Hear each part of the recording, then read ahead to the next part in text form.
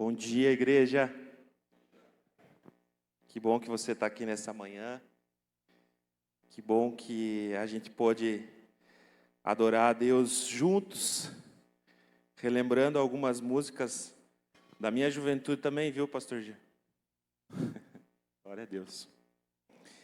Quero convidar você, nessa manhã, a abrir a palavra de Deus, lá no Evangelho de Lucas, capítulo 13. Conforme você for achando, você pode se colocar de pé. Lucas 13, nós vamos ler o versículo 34 e 35. Se por acaso você não trouxe a Bíblia, vai estar no telão.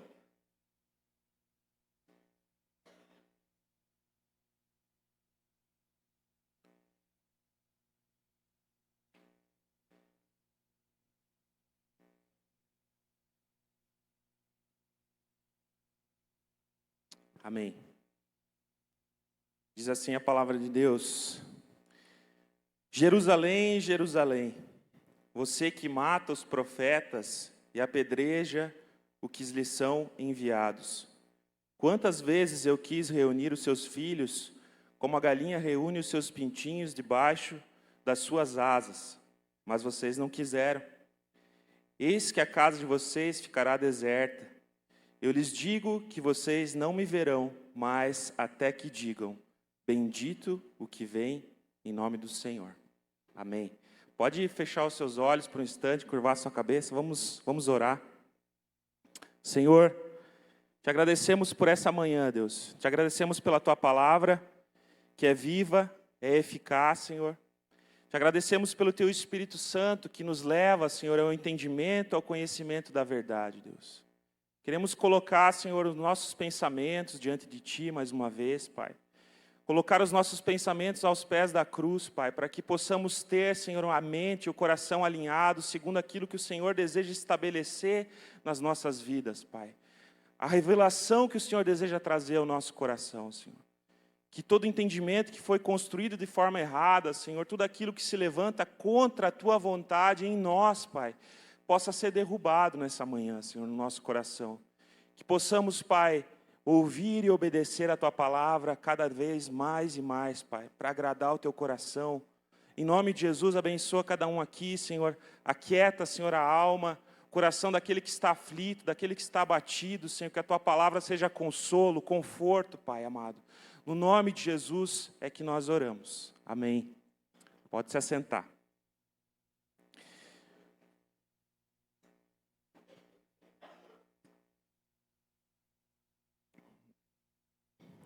Bom, antes de nós entrarmos nesse texto, na mensagem, eu preciso dizer isso cada vez que eu subo aqui, sempre é muito difícil estar nesse lugar.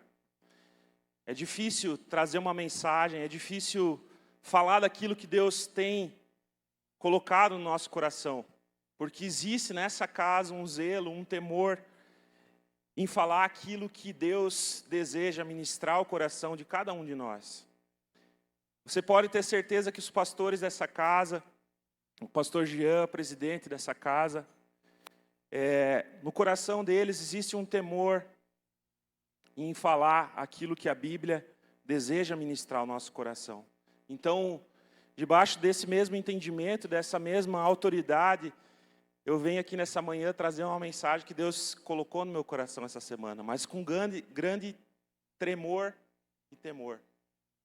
Tá bom? Amém. Queridos, aqui Jesus,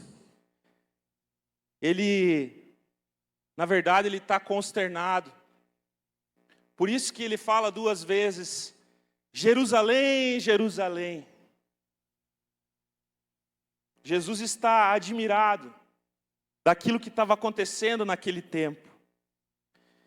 E aqui ele diz que essa cidade mata os profetas, apedreja aqueles que lhes são enviados.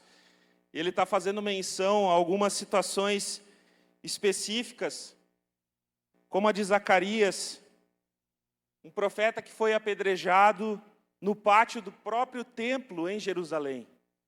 Jerusalém era o centro de adoração de Israel, de Judá.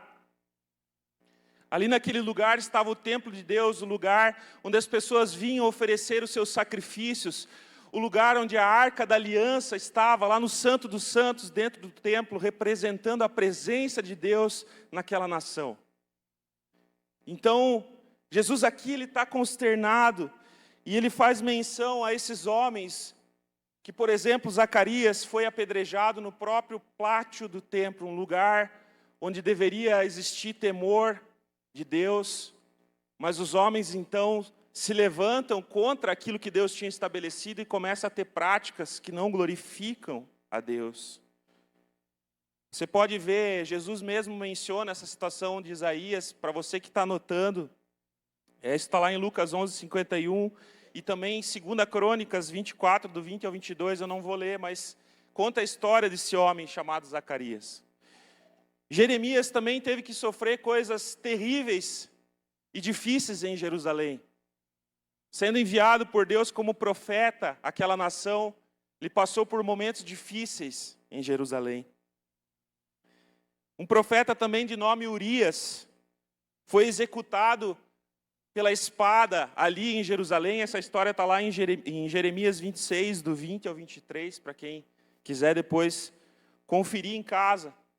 E Jesus aqui, então, ele está fazendo alusão a todos esses fatos, a todos esses acontecimentos, e de forma, não que ele esteja responsabilizando aquela geração por esses fatos, mas ele estava, assim, lembrando esses fatos e dizendo que aquela geração estava caminhando no mesmo caminho dos seus antepassados. Da mesma forma como aqueles antepassados haviam matado esses profetas, apedrejado, essa geração estava caminhando nessa direção. Porque Jesus foi enviado àquele povo, Jesus foi enviado àquela nação, Jesus era o Messias. E apesar de todo aquele centro religioso, toda aquela liturgia, todo aquele culto que era prestado, a beleza daquela cidade, os olhos deles não estavam abertos para ver que Jesus era de fato o Messias e o Cristo enviado. E aí então ele fala essa frase que foi o que me marcou no decorrer dessa semana e que me levou a gente poder compartilhar juntos aqui sobre essa mensagem. Quantas vezes, versículo 34 diz, eu quis reunir os seus filhos, como a galinha reúne os seus pintinhos debaixo de suas asas. Sabe, na tradição judaica, quando um judeu, ele convertia um gentil, ou seja, aquele que não era judeu, esse judeu lhe dizia, você veio agora para debaixo das asas do Senhor, para debaixo do cuidado do Senhor. E eu quero te dizer uma coisa nessa manhã, o Senhor nos trouxe para debaixo do cuidado dele nessa manhã, amém? Nós estamos debaixo das asas. Deixa eu fazer uma pergunta aqui. Quantos que nos visitam hoje pela primeira vez? Você pode dar um sinal com a sua mão para eu saber que você está nos visitando pela primeira vez? Amém. Sejam muito bem-vindos. Deus abençoe vocês. Então, os judeus eles tinham essa prática. Mas o que nós queremos entender e compreender nessa manhã é que Jesus ele quer nos reunir, ele quer nos trazer para debaixo desse cuidado. E eu queria pedir para os irmãos, não sei se é possível, até falei com o Helder essa semana para ver se ele não tinha uma galinha choca lá, mas não tinha. Ia ficar complicado também trazer a galinha com os pintinhos aqui para mostrar para vocês. Então, aqui tem uma foto de uma galinha com seus pintinhos. E Jesus, ele usa esse exemplo, né? Se pode ver que essa mãe desses filhotes, ela está expressando todo o cuidado e o amor dela por eles. Então, ela está com eles ali debaixo das asas, debaixo do seu cuidado, debaixo da sua proteção, debaixo de abrigo. E da mesma forma, Jesus quer fazer isso nas nossas vidas. E o tema dessa mensagem é o convite precioso. O convite precioso que Jesus tem para mim e para você. Ele tem um convite. Ele nos convida para estar debaixo do seu cuidado, do seu zelo. Ele é o pastor das nossas almas. Ele é aquele que nos conduz a pastos verdejantes. Ele deseja que nós estejamos debaixo do seu cuidado.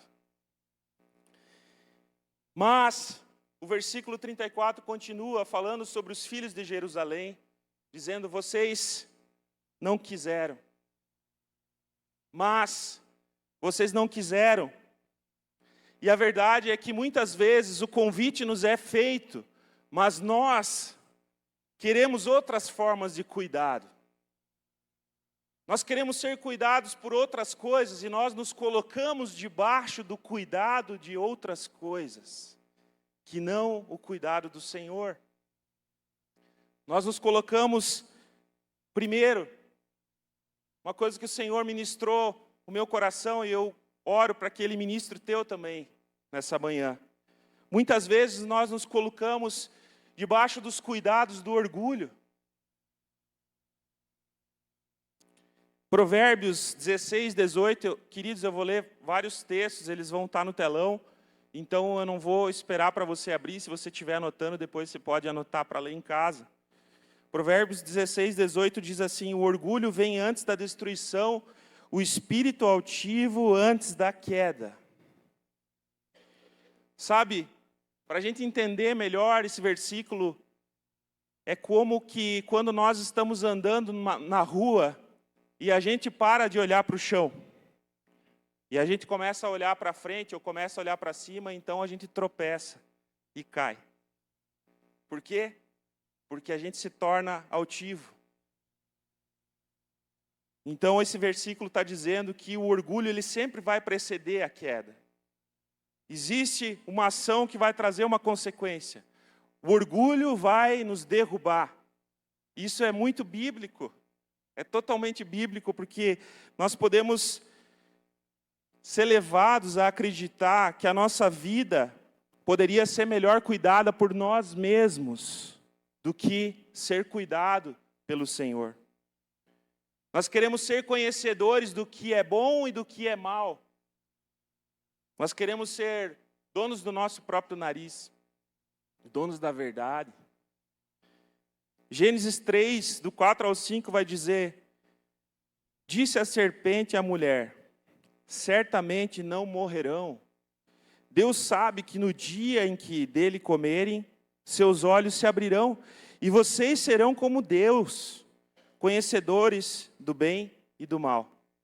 Para quem está fazendo a EBO, a gente está nessa parte da queda, na aula 3, e aqui a serpente vem com essa mentira, com esse engano, porque foi a mesma coisa que fez o diabo cair. O orgulho, a soberba tomou o coração dele, como criatura divina.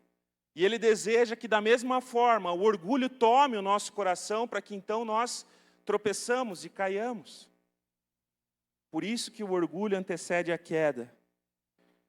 O orgulho também ele nos coloca em um lugar de resistência e de rebelião contra Deus. Tiago, capítulo 4, versículo 6, vai dizer o seguinte: mas ele nos concede graça maior. Por isso, diz a Escritura, Deus se opõe aos orgulhosos, mas concede graça aos humildes. Então, queridos, quando nós nos deixamos ser cuidados pelo orgulho, Deus, ele se opõe ao orgulhoso. Ele se coloca em uma posição contra esse orgulho. Esse posicionamento, ele pode até permanecer por algum tempo, mas a queda vai vir. A queda desse lugar onde nós achamos que podemos cuidar da nossa própria vida, ela vai acontecer um dia ou outro. Porque a palavra de Deus diz lá em Filipenses 2, do 9 ao 11. Por isso Deus o exaltou a mais alta posição. Ele deu o nome que está acima de todo nome, para que ao nome de Jesus se dobre todo o joelho no céu, na terra e debaixo da terra. E toda língua confesse que Jesus Cristo é o Senhor, para a glória de Deus Pai. Amém? Eu creio que a grande maioria de vocês aqui já tem confessado a Jesus como Senhor e Salvador da tua vida. E glória a Deus por isso, porque nós não precisamos então esperar para um dia em que seremos obrigados a nos dobrar diante dele, mas nós, por livre escolha e por aceitar o convite dele, nós nos prostramos e nos rendemos, e dizemos: tu és Senhor das nossas vidas. Mas muitas vezes o orgulho continua tentando ser ressuscitado dentro de nós, ele continua tentando se levantar de uma maneira ou outra, por causa da nossa luta contra a nossa carne, contra aquilo que nós vivemos no dia a dia. O orgulho, queridos, ele também distorce as correções, as admoestações e as críticas que nós recebemos.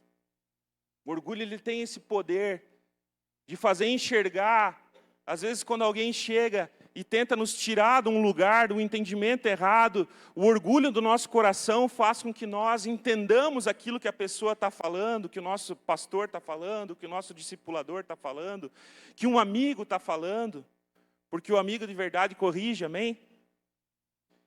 Então, muitas vezes, quando nós recebemos essa demonstração, essa correção, essa crítica, a gente entende isso de forma errada, e ela cai no nosso coração de uma maneira que distorce aquilo que Deus quer fazer na nossa vida. Ela vai fazer com que, esse orgulho vai fazer com que a gente enxergue essa crítica de uma maneira ainda mais soberba e falar: quem é você para me falar dessa forma? Ou ela vai nos jogar para um lugar de humilhação, de remorso e não de arrependimento. Jó, capítulo 33, do 15 ao 18, fala um pouquinho sobre isso. Aqui é o próprio Jó falando. Diz assim: em sonho ou em visão, durante a noite, quando o sono profundo cai sobre os homens e eles dormem em suas camas, ele pode falar aos ouvidos deles e aterrorizá-los com advertências, para prevenir o homem das suas más ações e livrá-los do orgulho, para preservar da cova a sua alma e a sua vida da espada. Amém? Quantos aqui querem ser livres do orgulho? Quantos querem ser livres da cova? Quantos querem ser livres desse lugar que nos leva para longe de Deus? Eu quero. Sabe, muitas vezes o conselho, a demonstração, a correção, aquilo que a gente recebe, é como se alguém estivesse sendo eletrocutado por algo muito forte, uma corrente elétrica enorme, e aquela pessoa está ali tremendo, e alguém chega e dá um chute, pum, e livra a pessoa de levar esse choque. Às vezes a gente sente a correção dessa forma, ela não é bem vista num primeiro momento, mas é algo necessário para nos trazer vida. Porque se alguém estiver sendo eletrocutado, e a pessoa está ali presa, e o cara chegar do lado e falar assim: ei, sai daí, eu acho que você vai morrer. Muitas vezes a forma como nós somos corrigidos, ela pode ser enérgica, ou não. Mas a gente precisa entender que o que vale mais é o princípio, e não a forma como nós recebemos a correção. Que o nosso coração seja humilde para receber aquilo que Deus quer nos ensinar. Amém? Quantos estão entendendo? Amém, glória a Deus. Queridos, outra coisa que o orgulho faz, ele nos deixa cegos e tenta cegar aqueles que querem enxergar, aqueles que estão à nossa volta. Assim como esses judeus não enxergaram e não reconheceram Jesus como Messias, nós podemos também não enxergar a vontade de Deus, que muitas vezes está a um palmo do nosso nariz, está no nosso lado, enfim, em algum lugar que o nosso orgulho está nos impedindo de enxergar a vontade que Deus tem para que a gente prossiga, caminhando naquilo que Ele quer nos ensinar. Quero ler um texto com vocês que está lá em Atos, capítulo 13, do 1 ao 12. Diz assim: na igreja de Antioquia havia profetas e mestres: Barnabé, Simeão, chamado Níger, Lúcio de Cirene, Manaém, que fora criado com Herodes o tetrarca, e Saulo. Enquanto adoravam ao Senhor e jejuavam, disse o Espírito Santo: separe-me Barnabé e Saulo para a obra a que os tenho chamado. Assim, depois de jejuar e orar, impuseram-lhes as mãos e os enviaram. Enviados pelo Espírito Santo, desceram a Seleucia e dali navegaram para Chipre. Chegando a Salamina, proclamaram a palavra de Deus nas sinagogas judaicas. João estava com eles como auxiliar. Viajaram por toda a ilha até que chegaram a Pafos. Ali encontraram um judeu, chamado Bar-Jesus, que praticava magia e era falso profeta. Ele era assessor do procônsul Sérgio Paulo. O procônsul, sendo homem culto, mandou chamar Barnabé e Saulo, porque queria ouvir a palavra de Deus. Mas Elimas, o mágico, esse é o significado do seu nome, de Bar-Jesus, opôs-se a eles e tentava desviar da fé o procônsul. Então Saulo, também chamado Paulo, cheio do Espírito Santo, olhou firmemente para Elimas e disse: Filho do diabo e inimigo de tudo que é justo, você está cheio de toda espécie de engano e maldade. Quando é que vai parar de perverter os retos caminhos do Senhor? Saiba agora que a mão do Senhor está contra você e você ficará cego e incapaz de ver a luz do sol durante algum tempo. Imediatamente vieram sobre ele névoa e escuridão, e ele, tateando, procurava quem o guiasse pela mão. O procônsul, vendo o que havia acontecido, creu profundamente impressionado com o ensino do Senhor. Amém? Então esse texto, ele nos mostra essa cegueira. E ele mostra que muitas vezes a cegueira é tão profunda que a gente tenta cegar aqueles que estão à nossa volta. Notem que nesse capítulo, nesse texto aqui, Paulo não expulsa o demônio de Bar-Jesus, mas ele está tratando diretamente com o caráter de Bar-Jesus. Ele está tratando com o caráter desse homem que se colocou numa posição de orgulho, e então Deus vem e trata dele, trata do coração dele. Muitas vezes a forma como o Senhor vai tratar conosco, ela pode parecer dura, mas o final vai produzir aquilo que é necessário para as nossas vidas. Amém? Quantos estão entendendo? O orgulho também, ele faz a gente viver como animais selvagens. Aqueles que lutam pela sobrevivência a todo custo. Tem uma história na Bíblia também que mostra isso. Está lá no livro de Daniel, capítulo 4, versículo 24 ao 33. Aqui Nabucodonosor, um rei que se tornou orgulhoso, que foi usado por Deus para trazer juízo sobre as nações na época dele. Aí então chega um determinado momento em que o orgulho toma conta do coração dele, meus queridos irmãos. E veja o que acontece. Ele teve um sonho, então aqui se você quiser ler em casa depois, você pode entender a história como um todo. Mas diz assim, esse trecho: Esta é a interpretação, ó rei, e este é o decreto que o Altíssimo emitiu contra o rei, meu senhor. Tu serás expulso do meio dos homens e viverás com os animais selvagens. Comerás capim como os bois e te molharás com o orvalho do céu. Passarão 7 tempos até que admitas que o Altíssimo domina sobre os reinos dos homens e que os dá a quem quer. A ordem para deixar o toco da árvore com as raízes significa que o teu reino te será devolvido quando reconheceres que os céus dominam. Portanto, ó rei, aceita o meu conselho, renuncia aos teus pecados e à tua maldade, pratique a justiça e tenha compaixão dos necessitados. Talvez então continues a viver em paz. Tudo isso aconteceu com o rei Nabucodonosor. 12 meses depois, quando o rei estava andando no terraço do palácio real da Babilônia, disse: Acaso não é esta grande Babilônia que eu construí como capital do meu reino, com o meu enorme poder e para a glória da minha majestade? As palavras ainda estavam nos seus lábios, quando veio do céu uma voz que disse: É isto que está decretado contra você, rei Nabucodonosor. Sua autoridade real lhe foi tirada. Você será expulso do meio dos homens, viverá com os animais selvagens e comerá capim com os bois. Passarão 7 tempos até que admita que o Altíssimo domina sobre os reinos dos homens e que os dá a quem quer.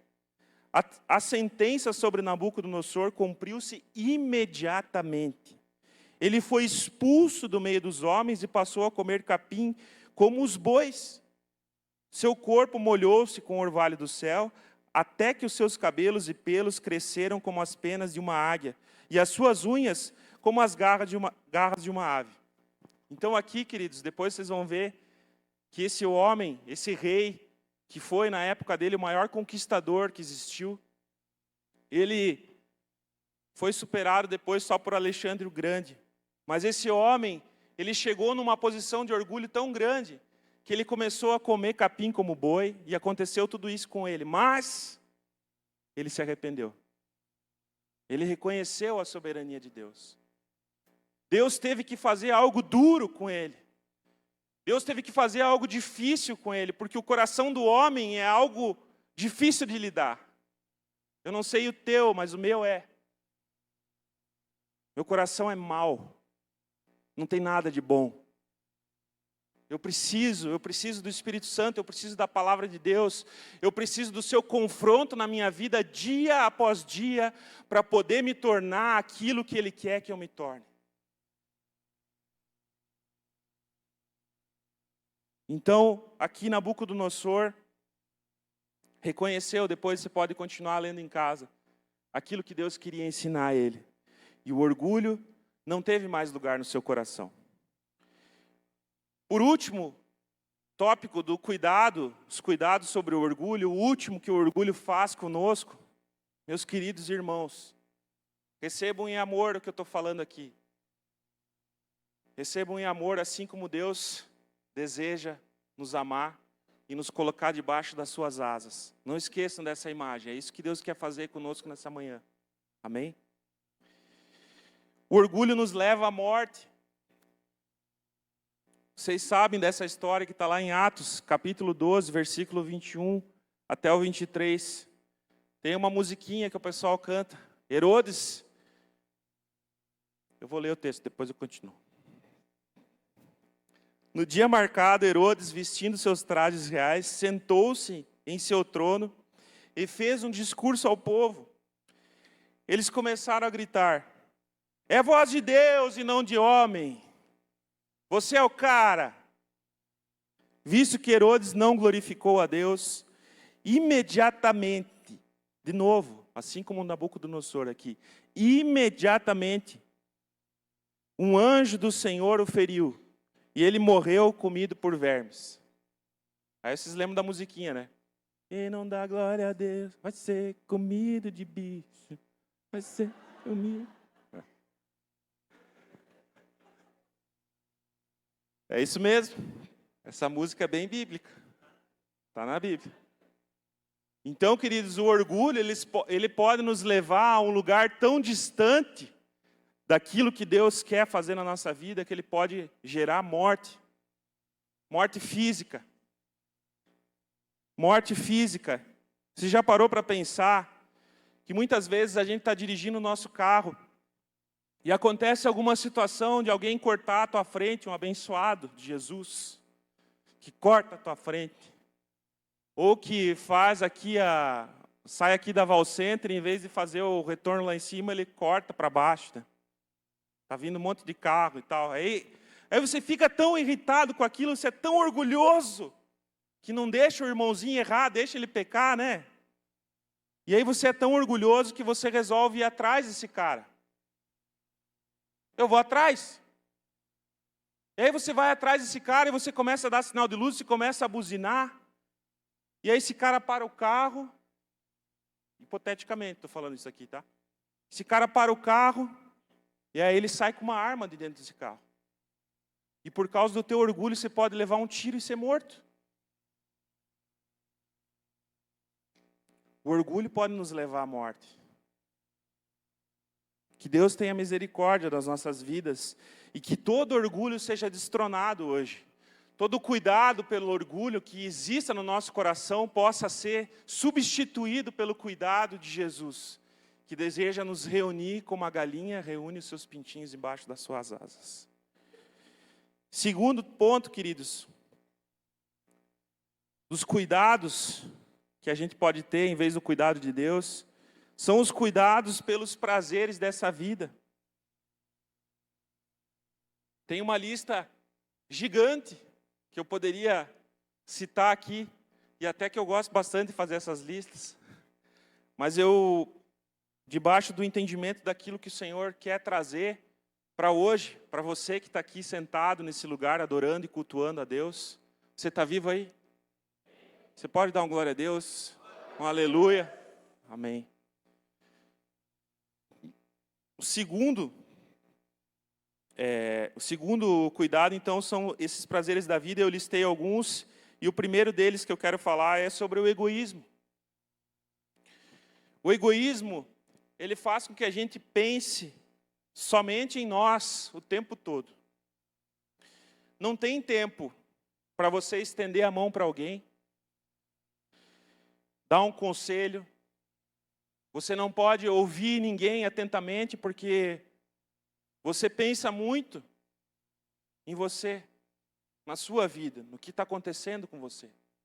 Você vive debaixo desse cuidado do egoísmo. E é muito fácil a gente se colocar debaixo desse cuidado. Muitas vezes o egoísmo ele pode ser tão nocivo, tão ruim, que a gente não consegue estender as nossas mãos para ajudar nem dentro da nossa própria casa. Os nossos pais, os nossos irmãos, os nossos filhos, os nossos avós, os nossos tios. Filipenses, capítulo 2, versículo 3, diz o seguinte: nada façam por ambição egoísta ou por vaidade, mas humildemente considerem os outros superiores a si mesmos. Cada um cuide não somente dos seus interesses, mas também dos interesses dos outros. A Bíblia, ela tem um antídoto para deixarmos de viver uma vida de forma egoísta. Pensar no próximo. Pensar no outro. Nos colocar debaixo desse cuidado de Jesus. Outro cuidado que nós podemos ter nessa vida, prazer dessa vida, é a imoralidade sexual. E aqui, daria para nós ficarmos conversando a manhã toda, só sobre essa questão. Sabe, a imoralidade sexual, ela é um cuidado que vem sobre as nossas vidas, e ela começa com pensamentos impuros. Ela começa com cobiça. Intenção verdadeira, e você coloca as tuas forças em satisfazer os desejos da tua carne de uma forma inapropriada e imoral. Você pode fazer isso olhando para algo, você pode ser um imoral sexual olhando para algo, ouvindo algo. Você pode fazer isso cobiçando um homem, uma mulher, uma imagem, um vídeo, um áudio, um texto, que vai fazer com que você peque no íntimo e fisicamente. Essa imoralidade vai trazer consequências físicas, e você intencionalmente vai procurar satisfazer as tuas vontades sexuais. Isso pode começar de várias formas.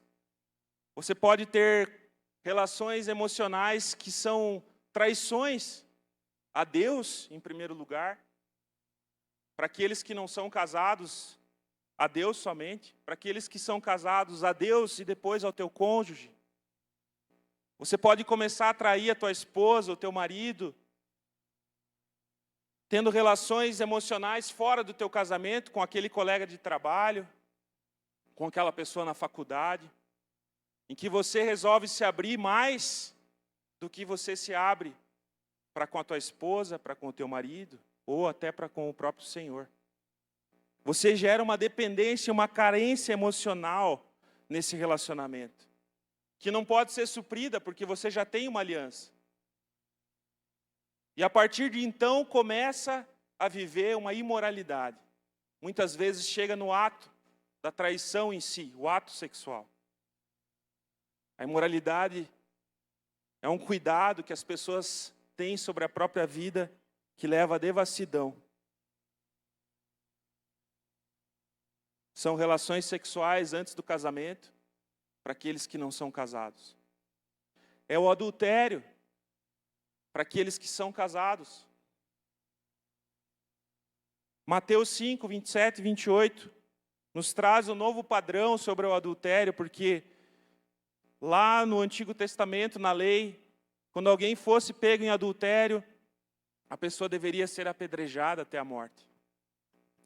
Mas aí vem Jesus na sua graça e sobe o padrão. Vocês ouviram o que foi dito: não adulterarás.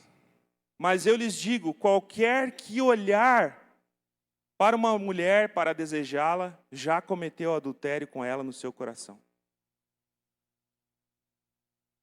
Qualquer um que olhar para uma mulher, para um homem, com os desejos impuros, já adulterou com ela no seu coração. Então eu quero dizer nessa manhã que assistir pornografia é adultério.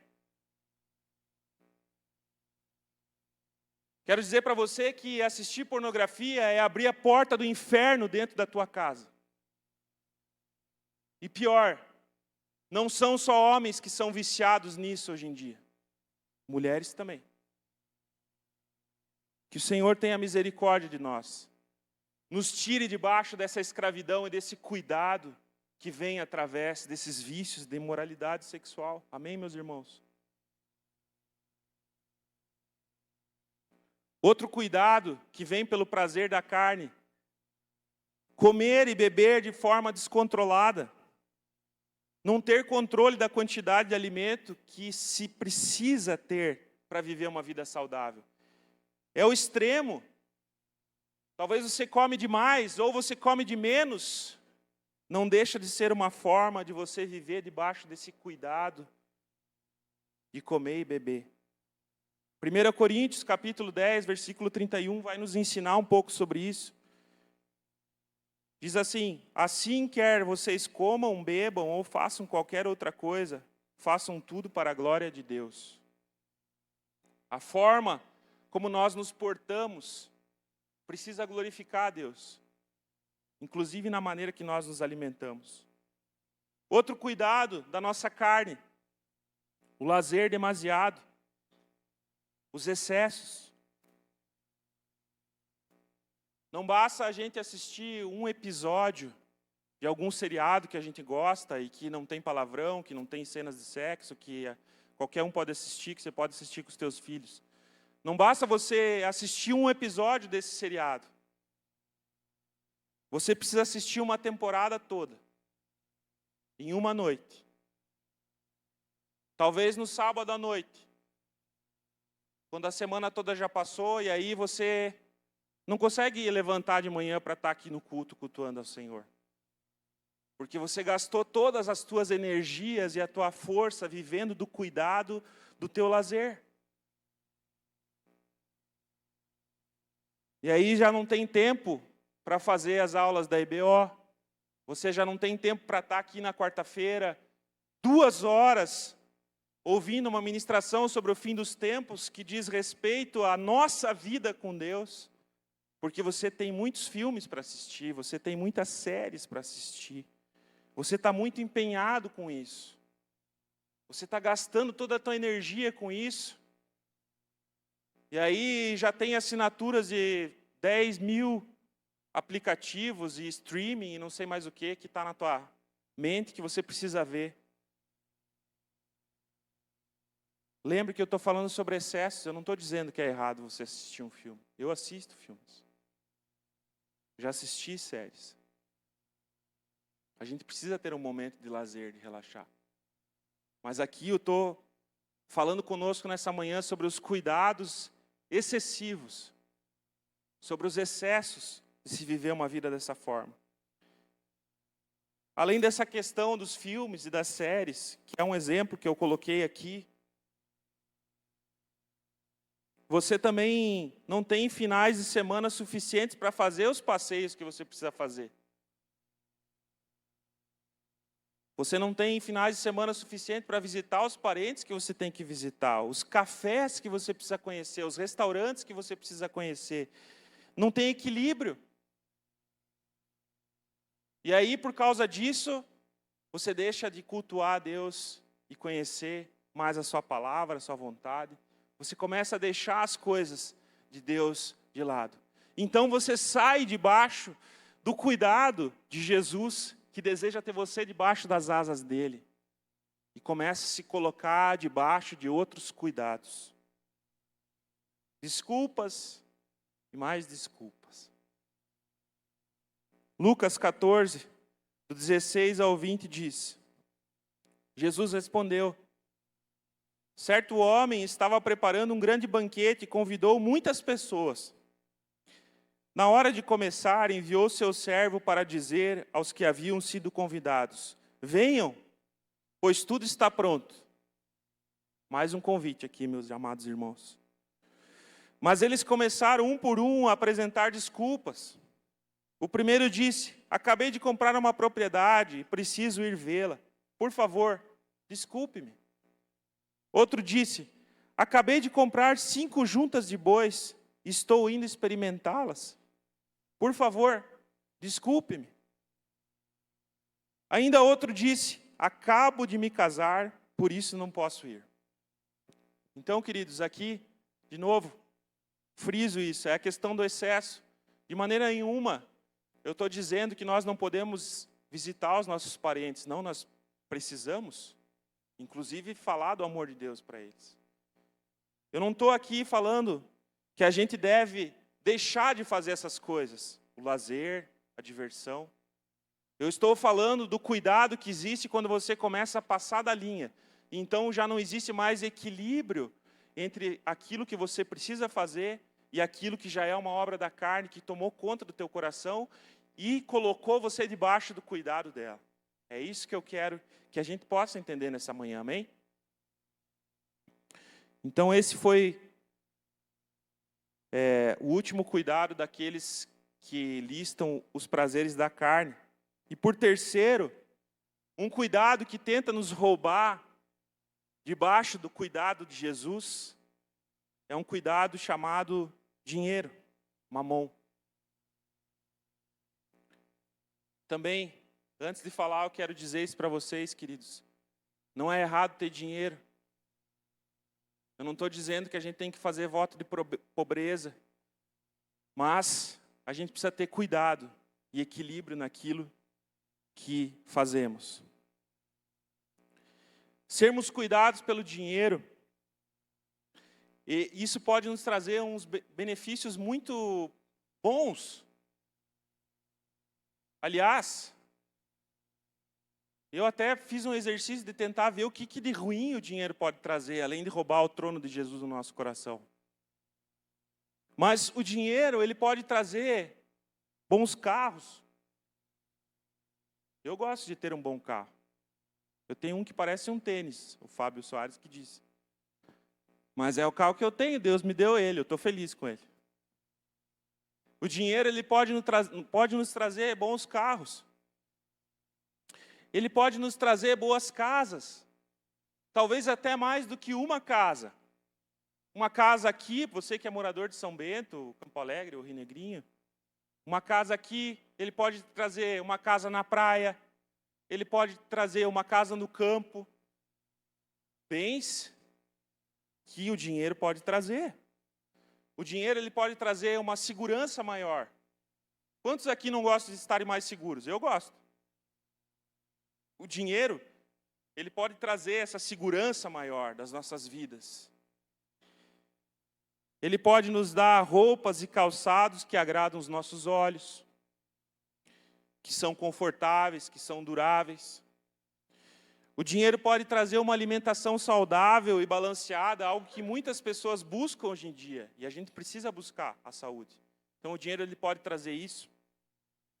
Ele pode trazer um atendimento médico e dentário de qualidade, parece propaganda aqui, né? Ótimos remédios e procedimentos estéticos e cirúrgicos, que hoje existem tantos, o dinheiro pode trazer isso. Ele pode trazer uma educação de alta qualidade, de alto rendimento para os filhos. Ele pode trazer uma cerimônia de casamento dos sonhos. Aí agora aqui pegou. Instrumentos e equipamentos musicais de ponta. Oh, Jesus! Estava brincando com a Érica aqui, só para vocês saberem, né, que o pessoal do áudio lá faz milagres às vezes, mas a nossa bateria está numa situação bem ruim, temporária. Só para vocês saberem, a pele do bumbo está furada, a esteira da caixa está arrebentada e os pratos estão rachados. Mas ficou legal, né? Uma salva de palmas para o pessoal lá do áudio lá.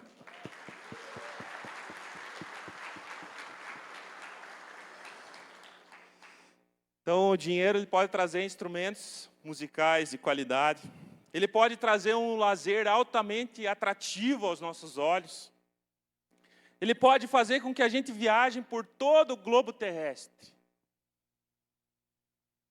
E mais, sabe o que o dinheiro faz de bom?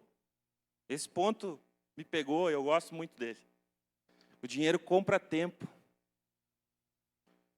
Porque aquilo que você precisaria fazer, você pode pagar algum outro para fazer. Isso é muito bom, gente. O dinheiro traz isso. Não traz tédio. Não tem nada difícil. Mas vai custar toda a tua vida. Vai custar tudo que você tem. Se você não colocar ele no lugar certo, que ele precisa ocupar, que é fora do trono do teu coração, você precisa colocar o dinheiro como teu servo, como teu escravo. Não é você que serve ele, é ele que te serve. Para aquilo que Deus quer. Para os propósitos que Deus tem para a nossa vida. O dinheiro precisa ser nosso escravo. E não precisa ter pena dele. Porque se tem alguém que Jesus falou na palavra de Deus foi contra o dinheiro.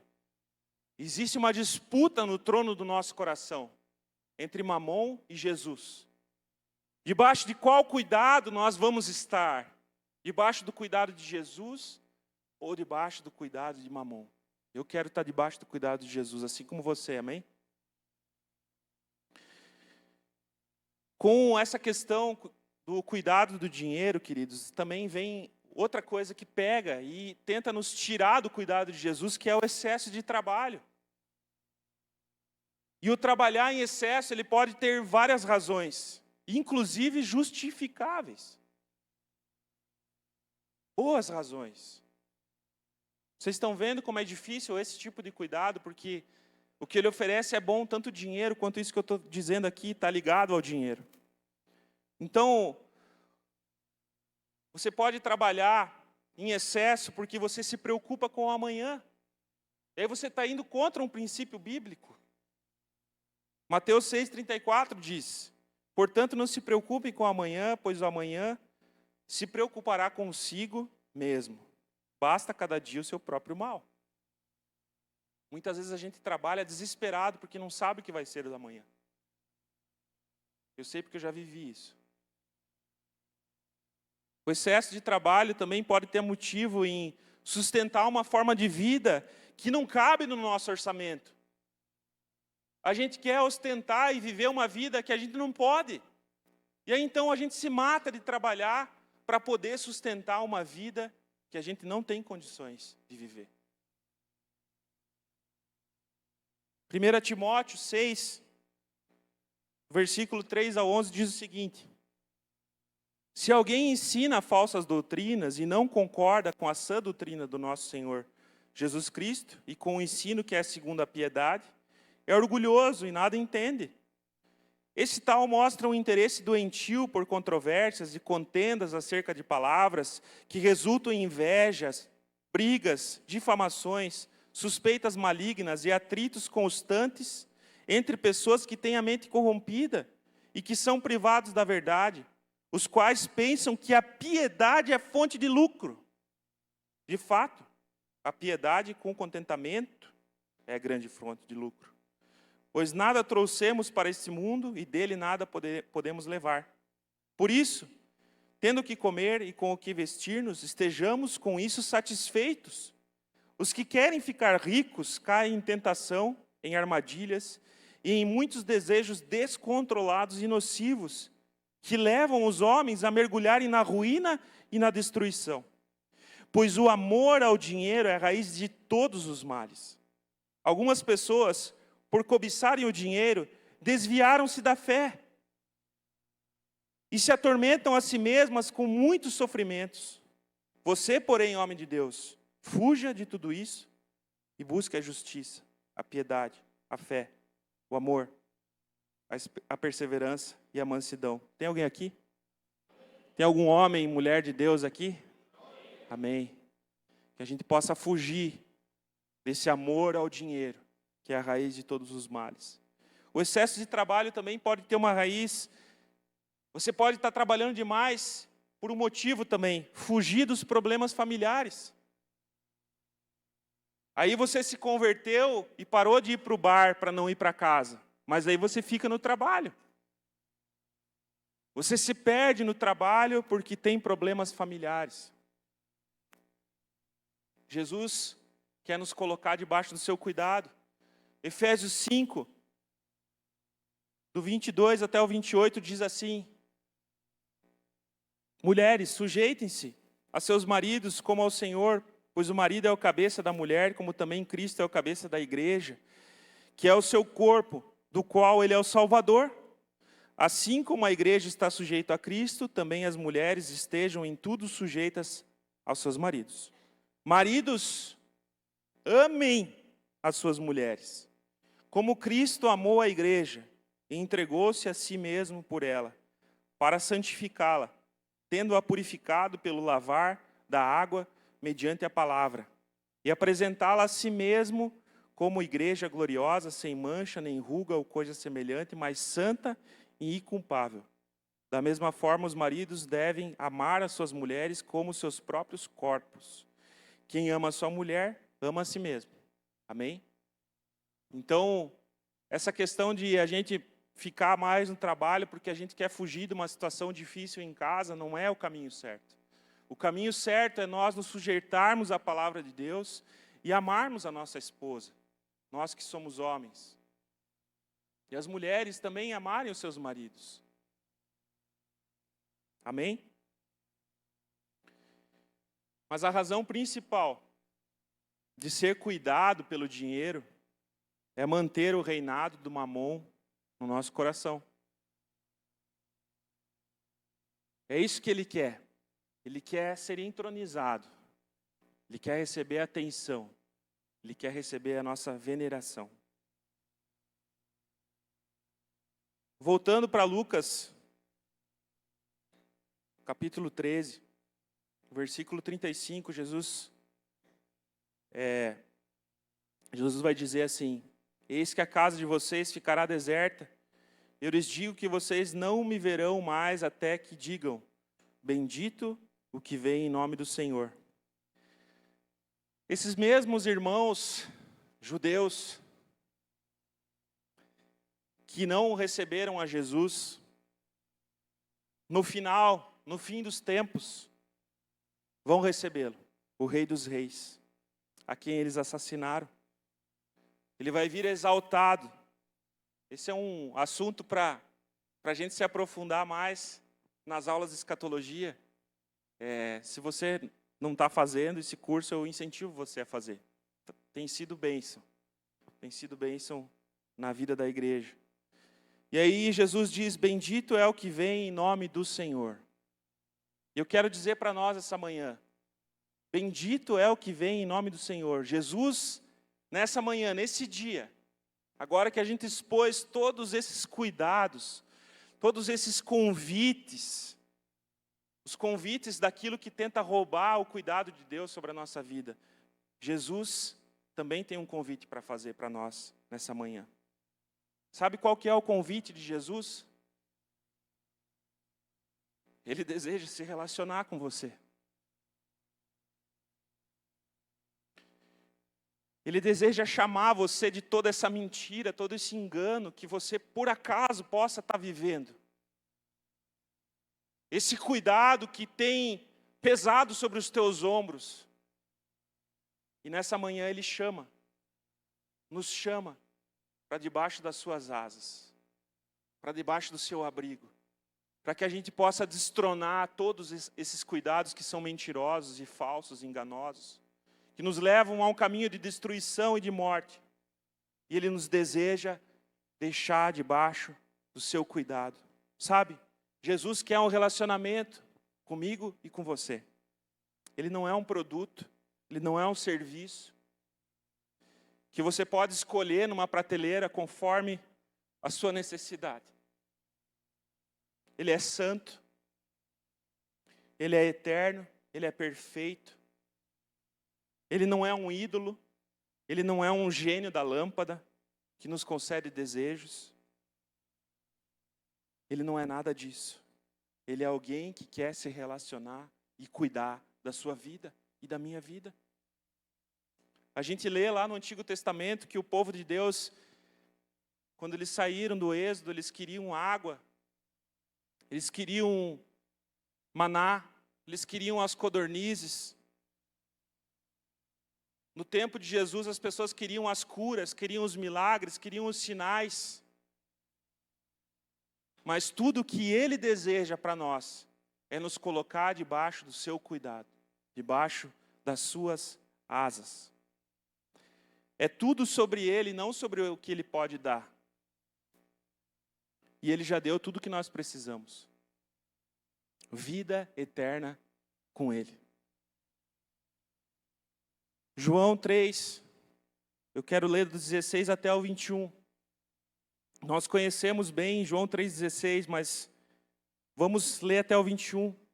Diz assim: porque Deus tanto amou o mundo, que deu o seu Filho unigênito, para que todo o que nele crer não pereça, mas tenha vida eterna. Pois Deus enviou o seu Filho ao mundo, não para condenar o mundo, mas para que esse fosse salvo por meio dele. Quem nele crê não é condenado. Amém? Mas quem não crê já está condenado, por não crer no nome do Filho unigênito de Deus. Este é o julgamento. A luz veio ao mundo, mas os homens amaram as trevas e não a luz, porque as suas obras eram más. Quem pratica o mal odeia a luz e não se aproxima da luz, temendo que as suas obras sejam manifestas. Mas quem pratica a verdade vem para a luz, para que se veja claramente que as suas obras são realizadas por intermédio de Deus. O cuidado imerecido de Deus para com as nossas vidas, como nós cantamos hoje sobre a graça, esse cuidado, essa graça, essa misericórdia de Deus, ela gera um relacionamento. É tudo sobre um relacionamento com Jesus. Nós cantamos também aqui no final de forma profética: eu quero conhecer Jesus. Quantos aqui querem conhecer Jesus? Eu quero conhecer mais intimamente a Jesus. Eu quero me aprofundar naquilo que Ele tem para se revelar para a minha vida, para a tua vida. Amém? Você também deseja isso? O Senhor tem nos chamado vez após vez, domingo após domingo, mensagem após mensagem, reunião de em casa após reunião de em casa. A pergunta é: temos ouvido a sua voz? Temos ouvido aquilo que Ele tem falado? Ele tem tentado nos juntar, como a galinha junta os pintinhos debaixo das suas asas. E o convite que Ele tem para mim e para você nessa manhã está lá em Mateus 11, 27 ao 30. Diz assim: todas as coisas me foram entregues por meu Pai. Ninguém conhece o Filho a não ser o Pai. E ninguém conhece o Pai a não ser o Filho, e aqueles a quem o Filho o quiser revelar. Jesus quer revelar o Pai para nós. Venham a mim todos os que estão cansados e sobrecarregados, e eu lhes darei descanso. Tomem sobre vocês o meu jugo e aprendam de mim, pois sou manso e humilde de coração, e vocês encontrarão descanso para as suas almas. Pois o meu jugo é suave e o meu fardo é leve. Mais um texto que eu quero ler que faz parte desse convite. Apocalipse, capítulo 3, do 17 ao 22, diz assim: você diz, estou rico, adquiri riquezas e não preciso de nada. Não reconhece, porém, que é miserável, digno de compaixão, pobre, cego e que está nu. Dou-lhe esse conselho: compre de mim ouro refinado no fogo e você se tornará rico. Compre roupas brancas e vista-se para cobrir a sua vergonhosa nudez. E compre colírio para ungir os seus olhos e poder enxergar. Repreendo e disciplino aqueles que eu amo. Por isso seja diligente e arrependa-se. Eis que estou à porta e bato. Se alguém ouvir a minha voz e abrir a porta, entrarei e cearei com ele, e ele comigo. Ao vencedor darei o direito de sentar-se comigo em meu trono, assim como eu também venci e sentei-me com o meu Pai em seu trono. Aquele que tem ouvidos, ouça o que o Espírito diz às igrejas. Com esse convite para nós essa manhã, eu quero convidar você a ficar de pé, quero convidar o louvor a subir aqui. E quem tem uma pergunta para fazer para nós nessa manhã. E a pergunta é: o que Jesus ainda está fazendo fora do teu coração? Por que esses cuidados ainda estão aí dentro de você? Por que você ainda está aguardando para obedecer o convite de Jesus? E debaixo desse entendimento, eu quero dizer para nós: venha ao altar. Deixa Ele entrar no teu coração. Deixa Ele te colocar debaixo dos cuidados dEle. De uma forma simbólica, então sim, eu quero dizer isso para vocês, que o altar está aberto. E todos aqueles que desejam se colocar debaixo desse cuidado de Jesus, venham aqui à frente, vamos orar juntos.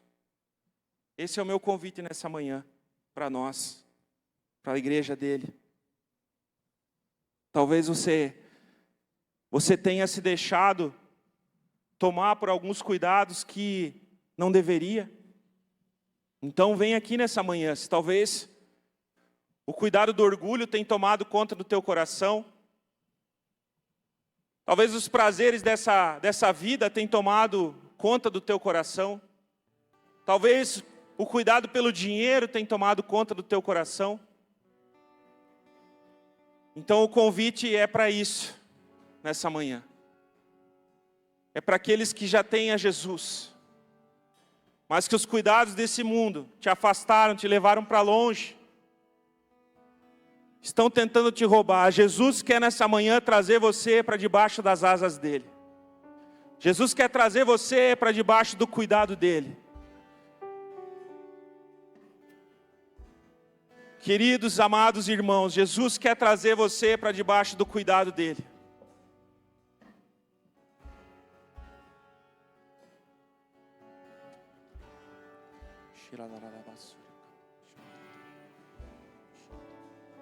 Quero orar por você.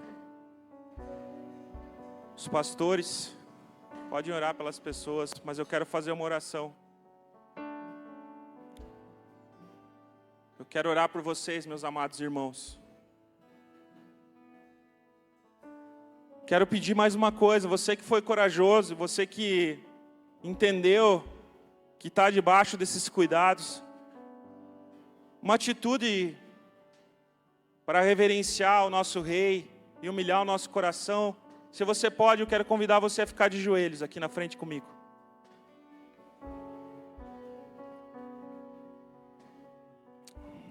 Vamos orar. Senhor Jesus, nós queremos pedir perdão, Senhor.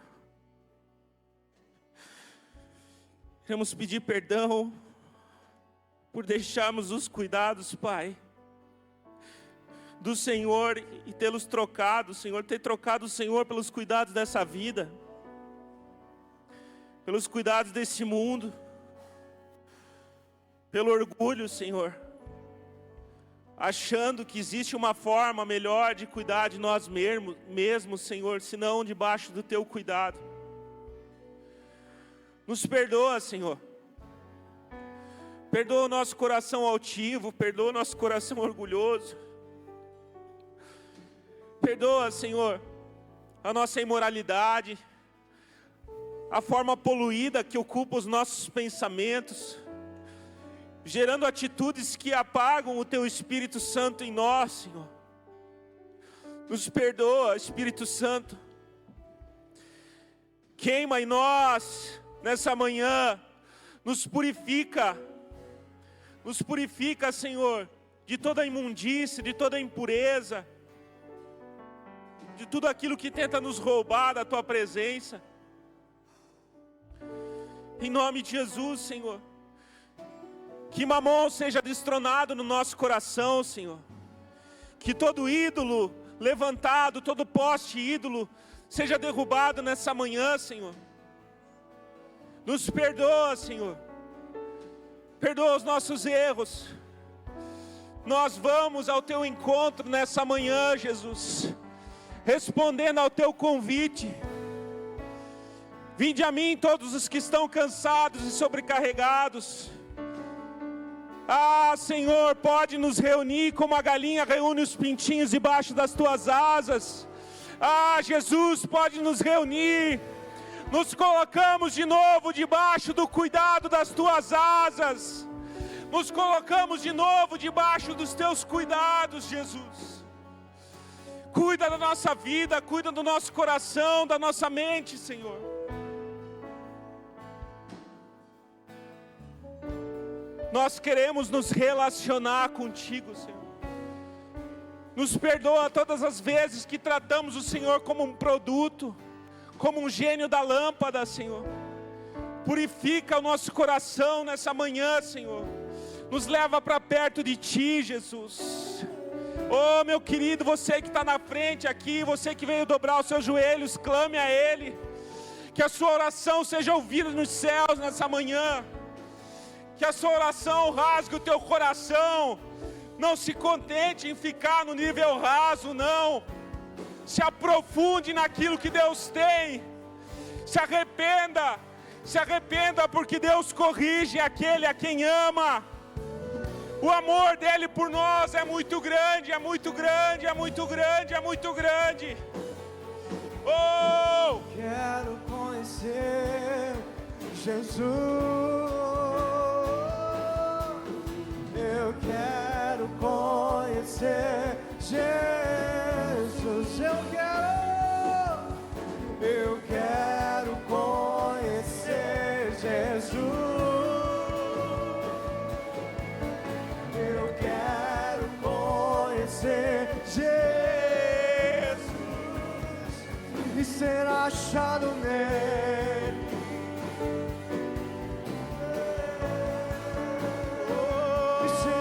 Achado nele, conhecer Jesus. Eu quero conhecer Jesus. Eu quero conhecer Jesus. Eu quero conhecer Jesus. Eu quero conhecer e ser achado nele.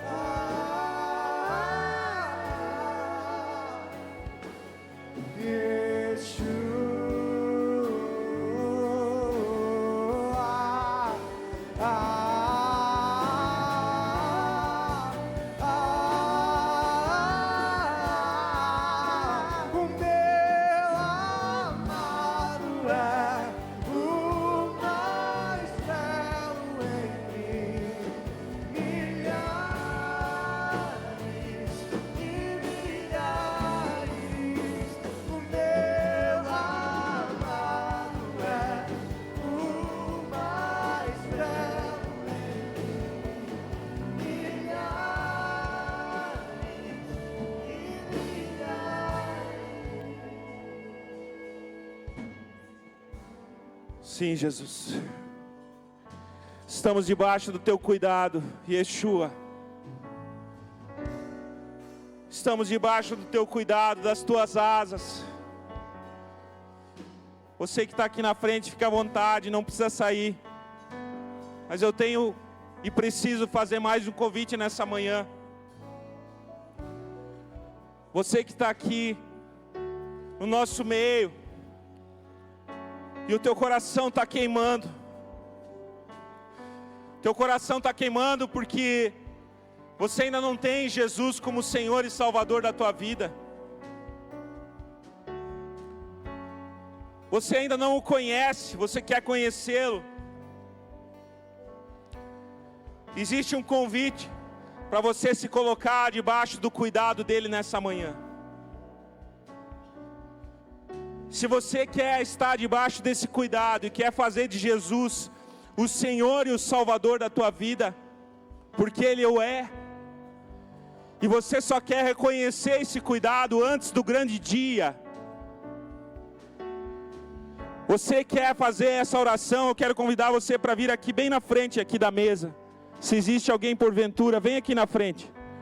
Você que deseja aceitar Jesus como Senhor e Salvador da tua vida.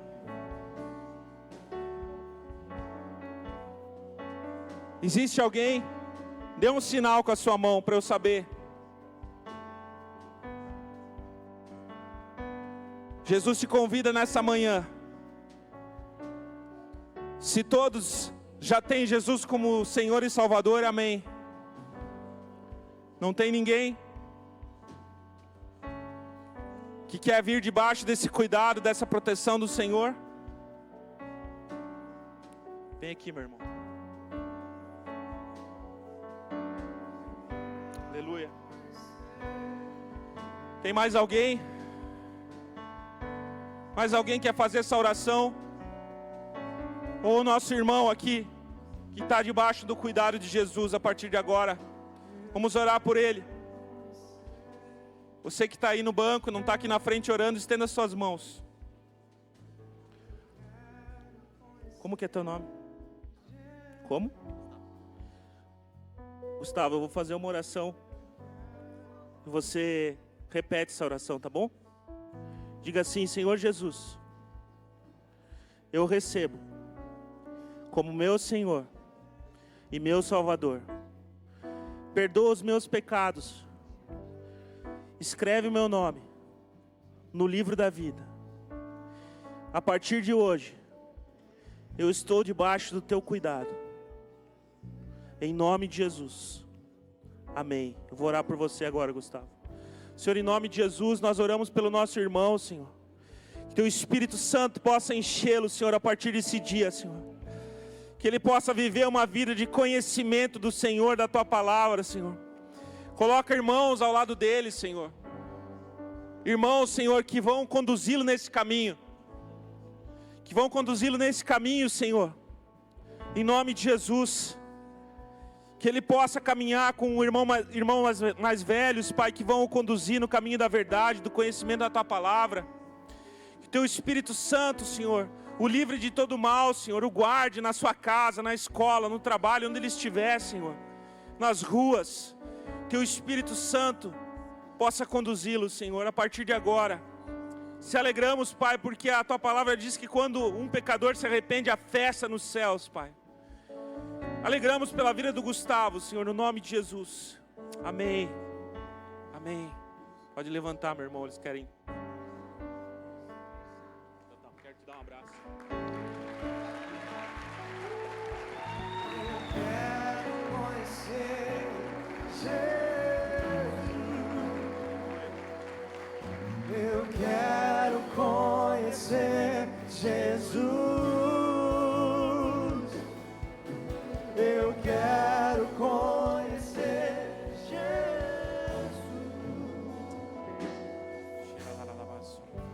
Aleluia. Só. Te louvamos, Senhor. Estamos debaixo do teu cuidado. E debaixo desse cuidado queremos permanecer, Senhor. Queremos permanecer debaixo do Teu cuidado, da Tua proteção, Senhor. No nome de Jesus, nos leva em segurança para casa, Senhor. Abençoa nossa entrada e nossa saída, Senhor. Não nessa semana somente, mas sempre, Senhor. Que os nossos pés sejam firmados na rocha. Guarda a nossa casa, Senhor, a nossa família.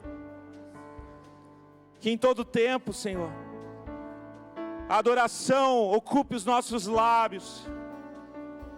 Que em todo tempo o louvor seja ouvido, Senhor, dos nossos lábios aos Teus ouvidos, tocando Teu coração, Senhor. Que possamos avançar, Senhor, no Teu querer, na Tua palavra, no conhecimento dela, na unção do Teu Espírito, Senhor, queremos permanecer. Em nome de Jesus. Deus te abençoe, queridos. Deus te guarde. Em nome de Jesus. Amém.